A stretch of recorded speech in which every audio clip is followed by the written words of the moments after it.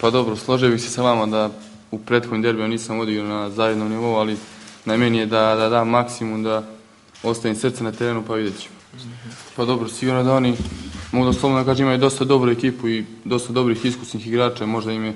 kvalitet u tome, ali mi imamo mladu ekipu, svi su željni dokazivanja i svi znaju šta je večiti derbi, svi su iz Srbije u stvari i mislim da će oni to, kao i svi mi, pokazati to sutra na utakmici. Da maksimum i da budemo trpeljivi kao što je to bilo u prethodnim utakmicama protiv Javora i protiv Borče i sigurno što kaže Duško da svi jedva čekamo ovu utakmicu, dugo smo je čekali i naravno vidjet ćemo da ostvarimo što bolji rezultat u prvoj utakmici. Pa nije nas toliko, ne opterećujemo se toliko kako će oni da igraju, šta će igrati, više gledamo nas da odigramo što bolje, da svaki igrač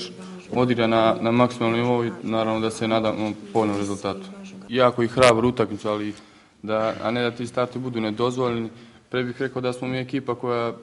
više tretira drugi stil igre, to je više da igranje sa loptom, nadam se da ćemo to sutra i pokazati. Pa dobro, sigurno da nije lepo nijednom igraču da kad znamo da nismo pobedili 4 godine, pobedili smo u kupu to prošle godine, ali nismo prošli, sigurno da ima malog pritiska, ali kao svaki derbi svi ćemo ući hladne glave i mislim da ćemo sutra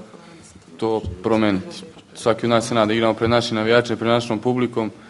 i svako se nada da ćemo sutra prekinuti tu crnu seriju.